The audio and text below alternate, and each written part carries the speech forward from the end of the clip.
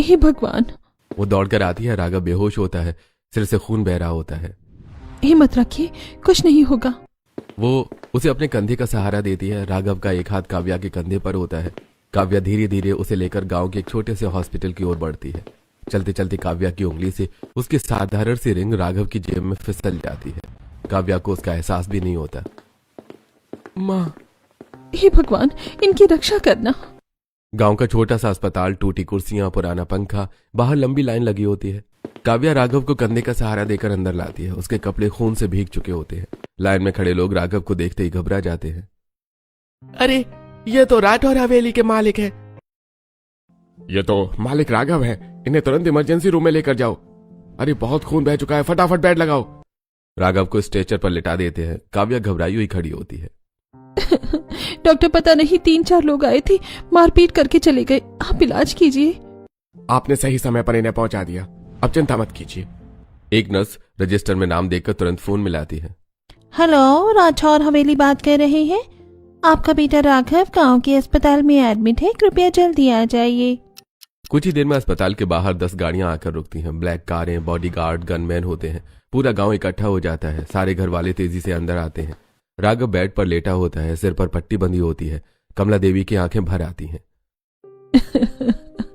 बेटा, मैंने तुझे मना किया था ना कि अकेले गांव मत जा।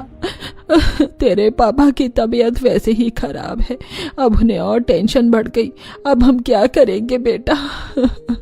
मम्मी, इसमें टेंशन की क्या बात है? थोड़ी सी चोट ही तो लगी है। और वैसे भी आज मुझे एक बहुत नेक लड़की मिल गई, वही मुझे सही टाइम पर हॉस्पिटल ले आई, वरना मैं तो वहीं खत्म हो जाता।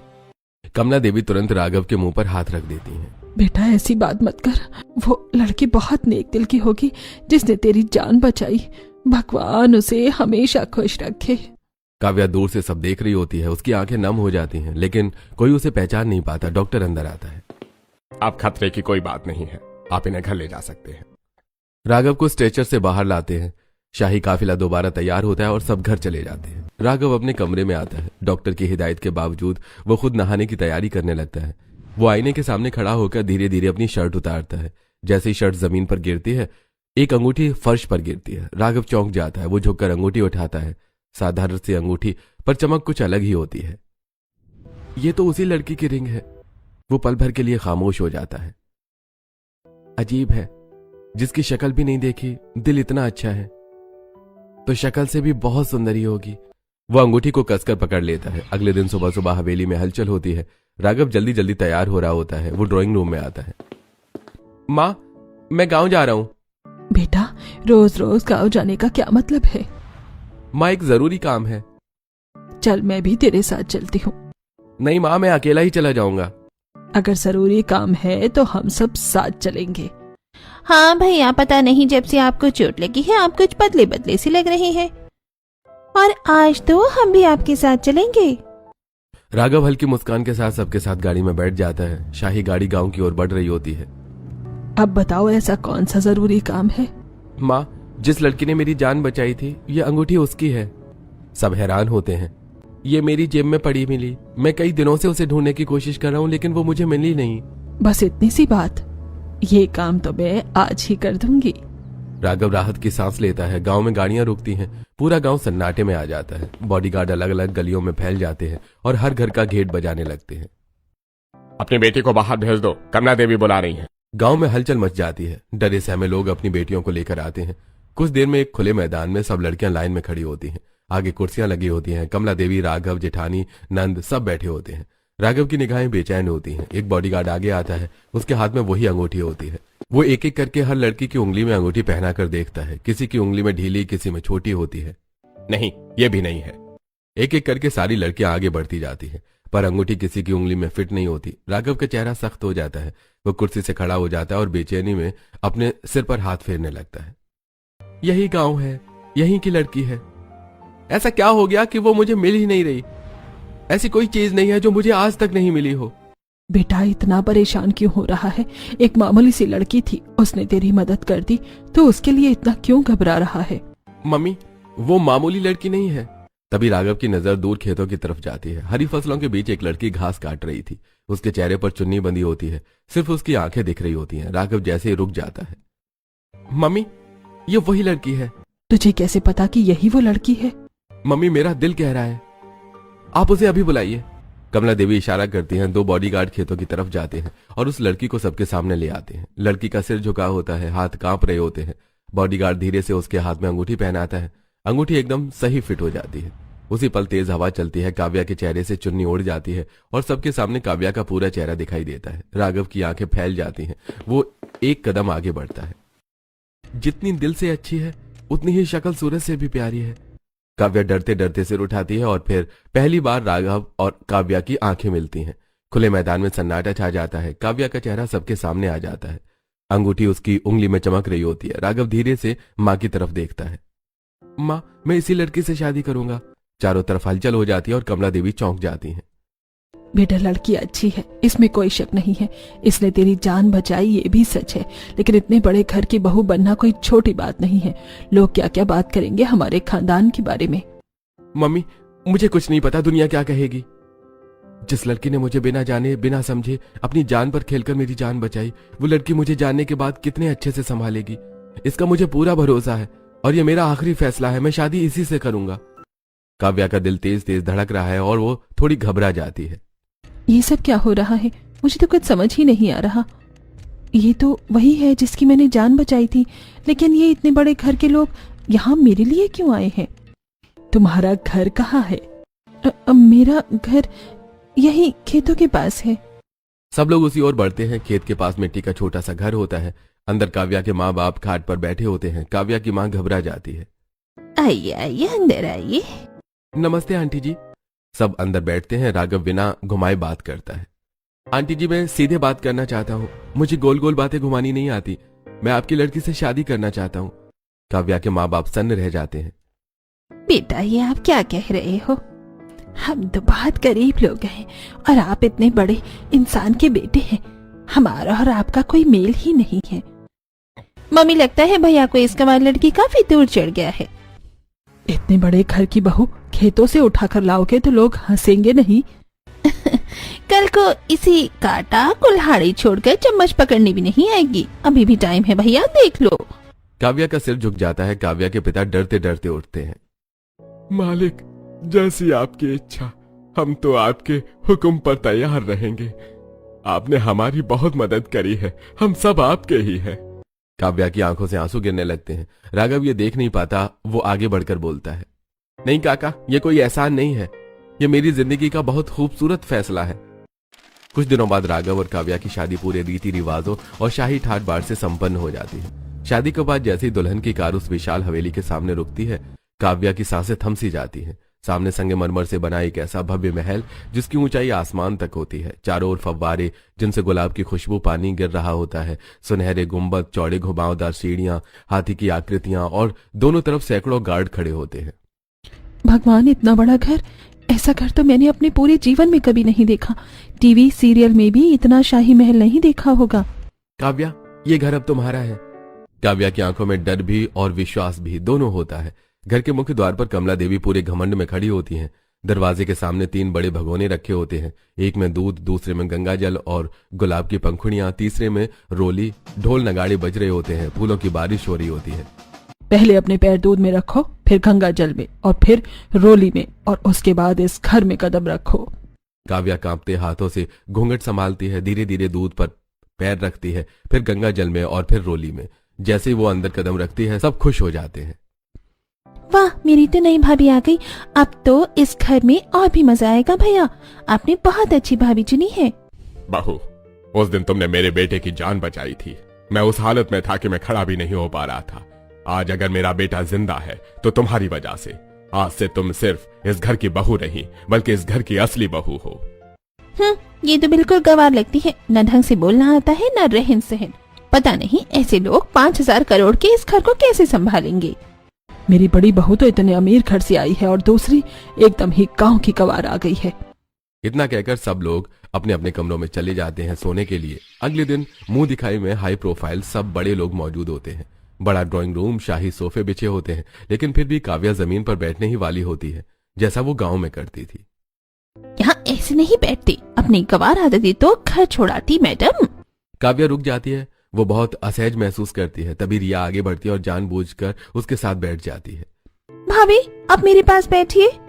रिया काव्या को कुर्सी खींचकर बैठाती है। कुछ मेहमान मुस्कुरा देते हैं। काव्या की घबराहट कम हो जाती है। इस नए घर में कम से कम एक इंसान तो साथ खड़ा है। वैसे भी इतना शानदार घर है, इसके रीति रिवाज सीखने में तो बहुत टाइम लगेगा। बहुत प्यारी बहू है कमला जी आपकी। अगले दिन इतनी बड़ी हवेली, इतने कमरे, इतने दरवाजे होते हैं। काव्या नहाकर पूजा के लिए रेडी होती है।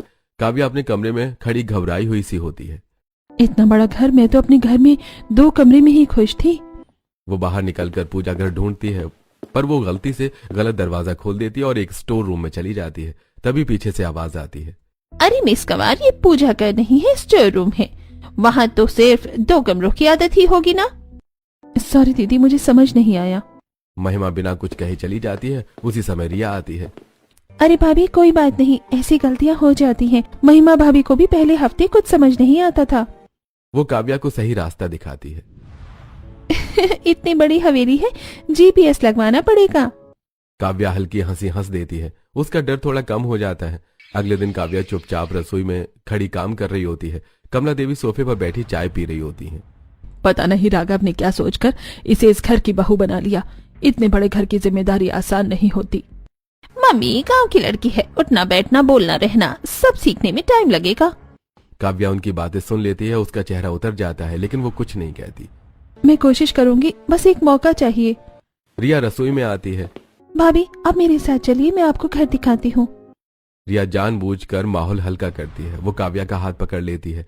काव्या की आंखों में हल्की नमी आ जाती है, लेकिन रिया की मौजूदगी उसे संभाल लेती है। अगले दिन गार्डन में सब लोग बैठे होते हैं। एक मीटिंग चल रही होती है। काव्या, इस टैबलेट पर साइन कर दो। काव्या टैबलेट को उल्टा पकड़ लेती है। सब लोग एक दूसरे को देखने लगते हैं।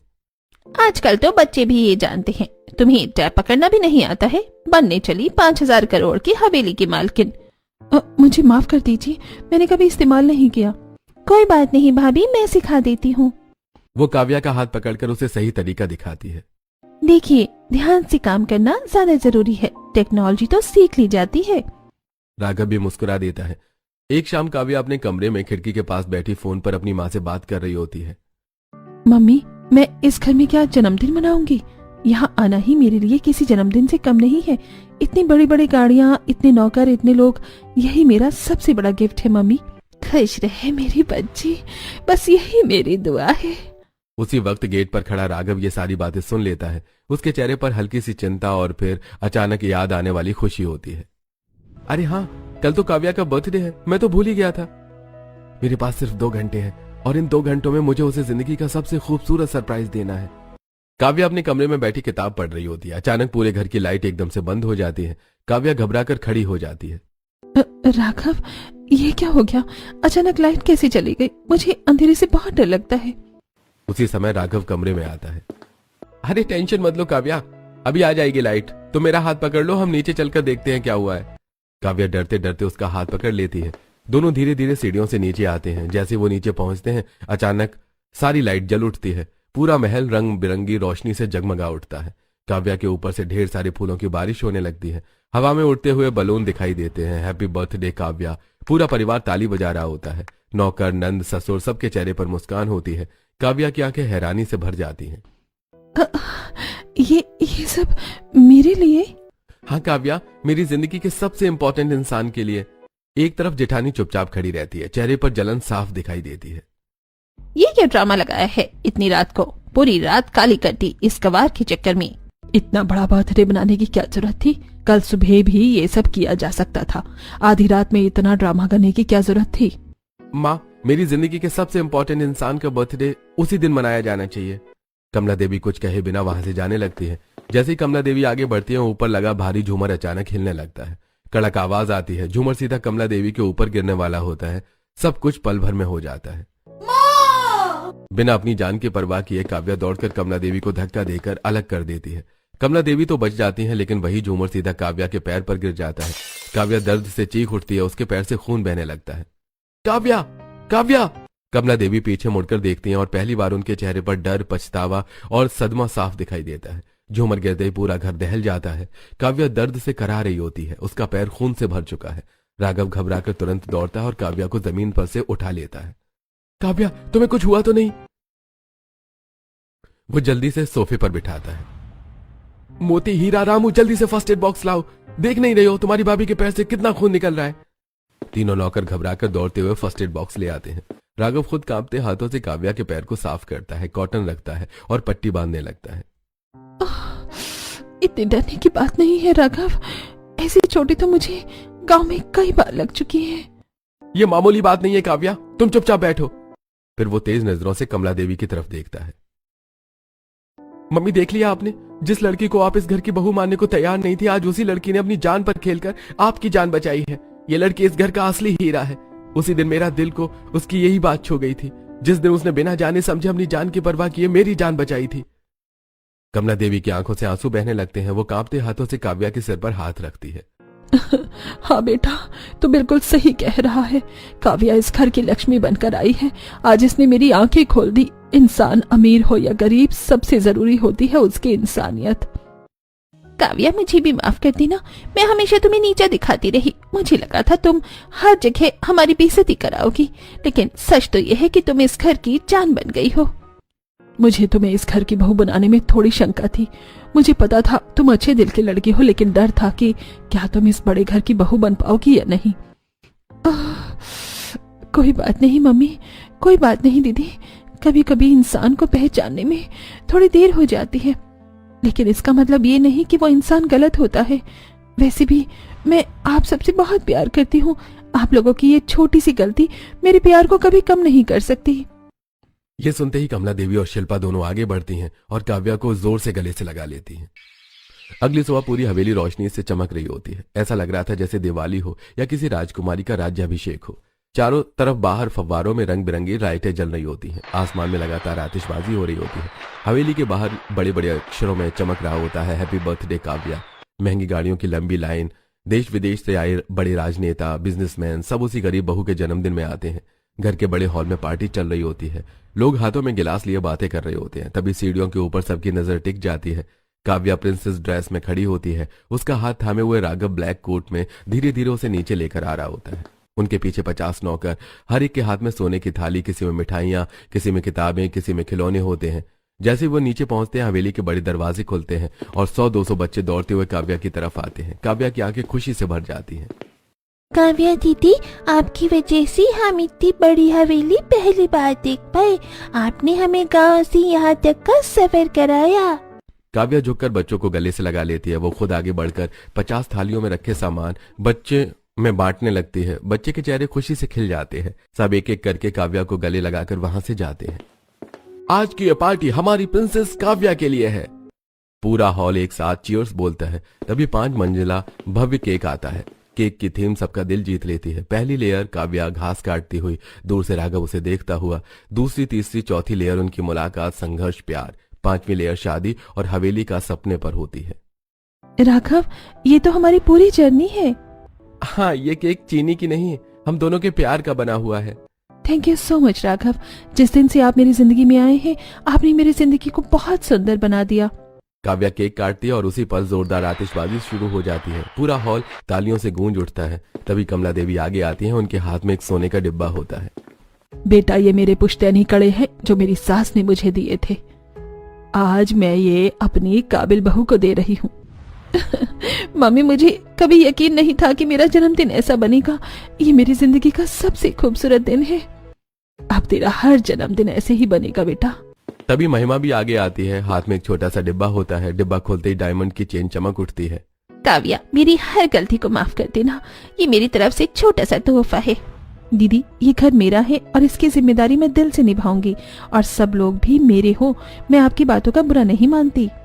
अचानक राघव आगे बढ़ता है। उसके हाथ में एक लॉकेट जिस पर लिखा होता है माई फॉर एवर। वो खुद काव्या को पहनाता है। पूरा हॉल तालियों से गूंज उठता है। काव्या राघव के गले लग जाती है। अगर ये सपना है तो मैं इस सपने से कभी जागना नहीं चाहती। नहीं, ये कोई सपना नहीं है, यह हकीकत है जो तुमने बनाई है अपने साफ और नेक दिल से। अब क्या तुम मेरे मन की बात भी पढ़ने लगे? राघव और काव्या जी का एक कपल डांस तो बनता है। सब लोग ताली बजाते हैं। राघव और काव्या साथ में डांस करते हैं।